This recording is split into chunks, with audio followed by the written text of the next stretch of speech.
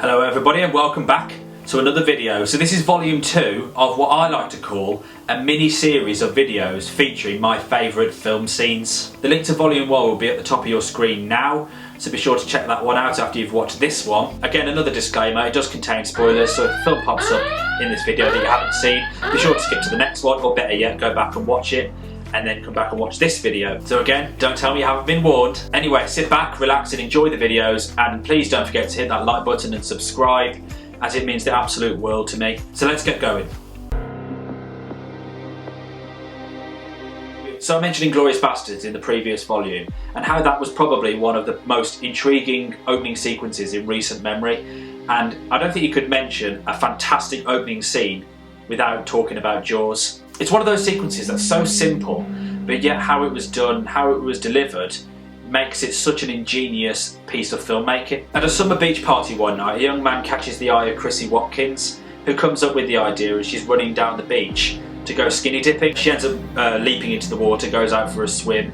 He tries to get his clothes off, but he's too drunk to be able to, so he ends up falling asleep and passing out on the shore. She encourages him to come in, and then Chris is actually embracing the water. There's a moment where you kind of see some shots of underneath the water and Chrissy's swimming, and then you start to realise with the music from John Williams, which was absolute perfection by the way, that it's actually from the shark's perspective, especially when you see the camera moving towards her feet. And because you see a lot of underwater shots in the film where it is from the shark's perspective. You see that in some sequences later on, but in this sequence it's particularly significant because you don't actually see the shark. You know there's a shark involved because you've seen the poster, it's called Jaws, and a lot of it is set at sea or shot in the sea. But then when Chrissy feels that jolt from under her feet, and then she starts being waltzed around the sea, and then she starts panicking and screaming and kicking, and she doesn't actually reveal what's there, and you don't even see anything, you just see like a surface level camera angle where you just see loads of, her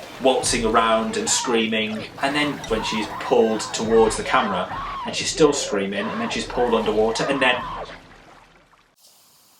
pure silence. And that's what makes it even scarier, because the horror is underneath the water, not above the water. And it just goes to show that the underwater world, in this particular film, is seen as an even bigger threat than humanity. And obviously that threat is the shark. And weirdly it has a name called Bruce. I don't know why it's called that, but yeah, it's just a name that's been given, almost like a nickname that's stuck, I suppose. But just the narrative timing as well, because it's the opening scene and it's in the middle of the night. I just think there was a nice connection there between the time of day of when it was set, the opening scene, to later on in the film where it's almost towards late afternoon. So in a way it's like the beginning of the day starting in the middle of the night, which means it's basically like the start of the rampage from the shark's point of view, that he's going to continue to do that. And despite the limited screen time, Susan Batley did an absolutely terrific job in creating this iconic moment as well. I actually met her a few years ago at a Comic-Con in Birmingham, where I had a photograph with her and I got her autograph, and that was just a really big moment as well, because I've admired Jaws for a long time, and to actually meet the star of that particular moment, probably the most iconic moment in the film, was just, it was surreal and it was just amazing. It really was, and that was a pretty special moment for me as well. Jaws is a classic anyway, isn't it? You can't fault it in any way, shape or form, and the opening sequence is just probably the most memorable part about it, and that's why it is placed among my favourite film scenes of all time. So moving on to the next one.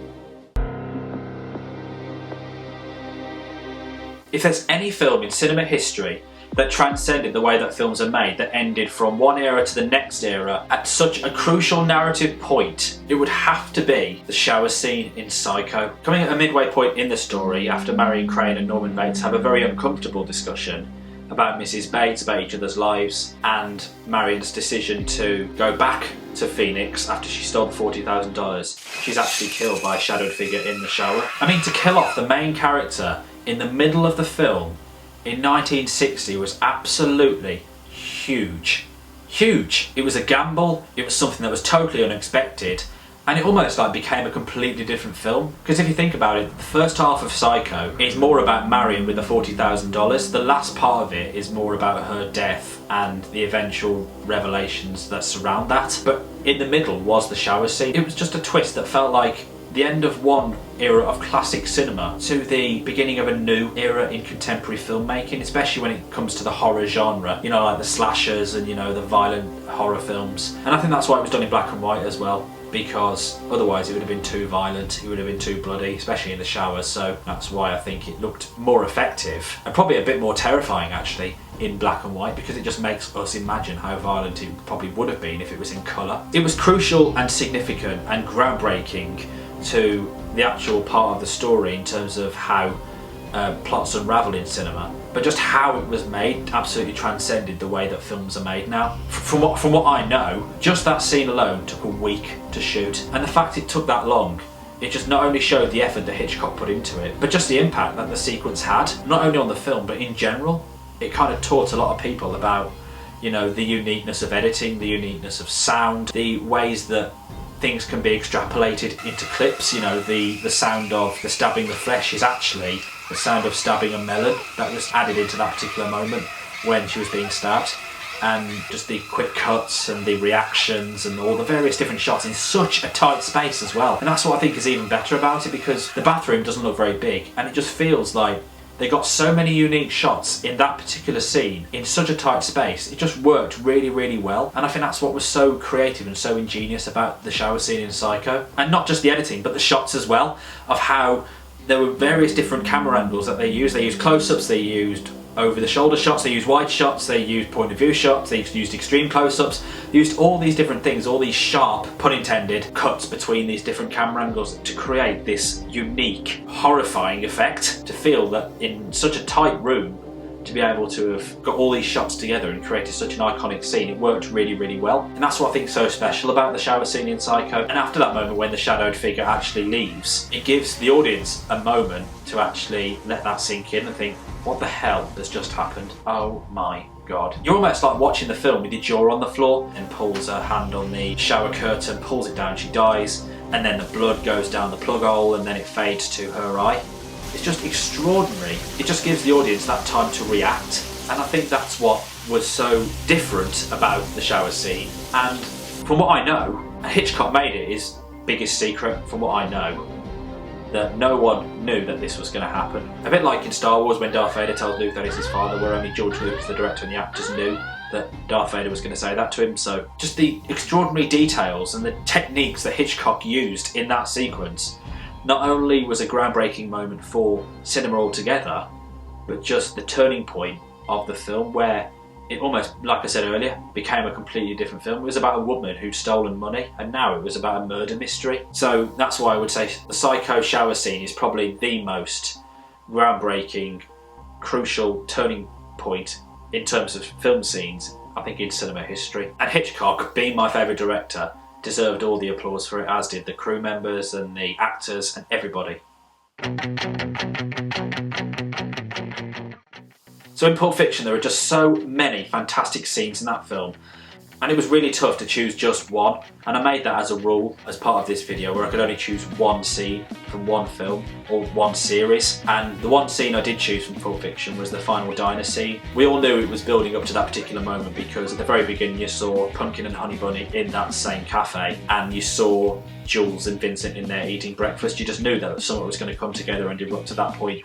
And not only did it erupt, it just kind of sparked a sense of, you know, genius in terms of the acting, in terms of the writing, in terms of how it's filmed, in terms of the characters. I think what's intriguing about the whole sequence, from when Jules and Vincent are sitting down eating their breakfast, they're talking about eating bacon and the morals of eating animals. The genius of Pulp Fiction in general is the fact that how does he make talking about nonsense sound ingenious and sound so relevant to the story? In a way, like two normal guys on a mission. Yes, they kill people, but they're like two guys who just like waffling on and on and on about crap, basically. It just makes you think as a viewer, and that's what I said earlier about Inglourious Basterds, that Tarantino likes to make us reflect on things through the scripts that he writes, and he does it with such elegance and sophistication that it works really well.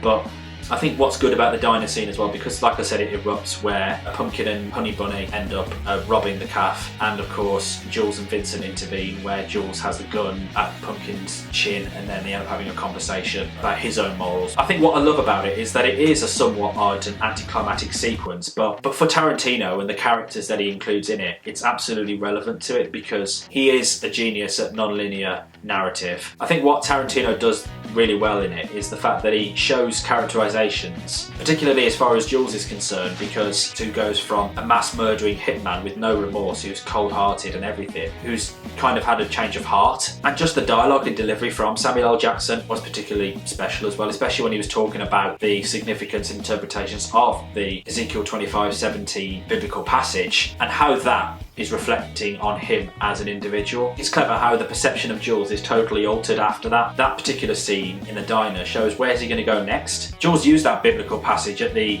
beginning of the film as a tool and an excuse almost to kill someone, whereas here he uses it now in this particular scene, his own judgment of what's right and wrong in life. And that's what's so ingenious about Tarantino and giving Samuel L. Jackson that performance that not only was a massive breakthrough in his career but also demonstrated Tarantino's pure creativity and genius as a screenwriter and director. I mean, Pulp Fiction is a genius film anyway, where it was a pioneer of original film screenwriting and storytelling, and it did revive John Travolta's career after a slight decline in the 80s, and it certainly skyrocketed Samuel L. Jackson's as well. So Pulp Fiction is probably among one of my favourite films, if not my favourite film that isn't Star Wars or Lord of the Rings.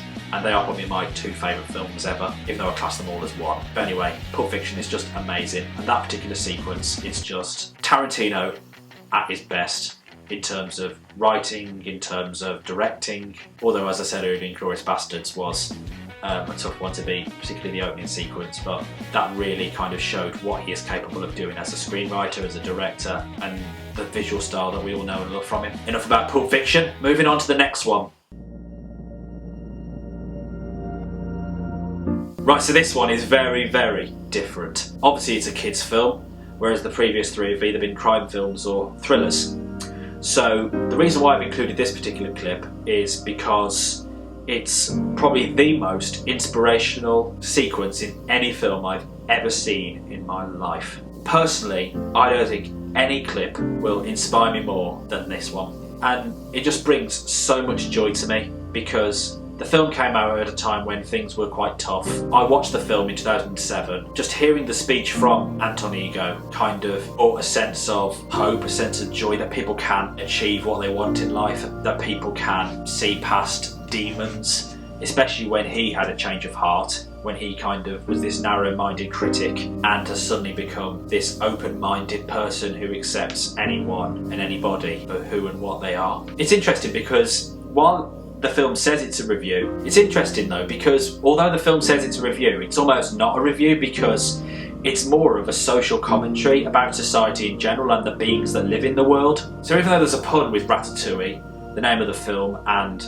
the story, because obviously it's a rat who aspires to be a cook, it's not only a food, it's a symbol of Remy's achievement. It was written by Brad Bird, the same writer and director of The Incredibles, and narrated by the late Peter O'Toole. The entire speech talks about the role of a critic in their post, but also the use of judgment and criticism of talent distributions around the world. And it opened Anton Ego's eyes because the experience of eating the ratatouille, even though he hadn't known about the fact that it was cooked by a rat at this point, the experience of him eating something as simple as ratatouille totally altered and changed his own perception of what constitutes creativity. Just the entire speech is so beautifully written, it has such an inspirational factor about it. In fact, the entire film, and this scene in particular, actually inspired me to start writing film reviews when I was a teenager. So I can only thank Brad Bird and the makers of Pixar for that, so thank you very much. And that was just the beginning as far as I'm concerned. And of course, because the film's set in Paris, the speech was able to give us a lot of beautiful aesthetics and scenery of the glamorous city, and that was a pinnacle of what the film was about. So now we're at the halfway point of these volumes with 2 videos down and 2 to go.